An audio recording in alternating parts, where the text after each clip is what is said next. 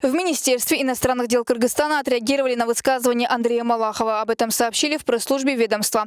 В МИД Кыргызстана был вызван советник-посланник посольства Российской Федерации в Кыргызской Республике. В ходе встречи представитель МИД Кыргызстана отметил ситуацию вокруг высказываний известного российского телеведущего Андрея Малахова в эфире телепередачи «Прямой эфир» относительно ДТП с участием гражданина Кыргызстана Ислама Акбарова. Обращено внимание, что в ходе телепередачи ведущий некорректно высказался относительно ситуации вокруг гражданина Кыргызской Республики Исламбека Акбарова, ставшего участником дорожного транспортного происшествия со смертельным исходом гражданина Российской Федерации Александра Маругова. Представителям МИД Кыргызстана была выражена озабоченность в отношении подобных высказываний. Журналистов государственных СМИ России с учетом кыргызско-российских союзнических отношений и стратегического партнерства, сказали в министерстве. 5 по лавкам спят, где $10 зарплата, адвокат в костюме приезжает к водителю такси. Главное, что за рулем, понимаешь, 23-летний какой-то сопляк, который приехал из другой страны.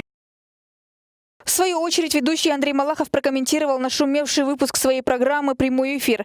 «Скажу сразу, что в нашей программе дружно трудятся представители более 10 национальностей. А в этом выпуске моей задачей как журналиста было защитить убитую горем мать и вместе с ней попытаться понять, почему погиб ее сын.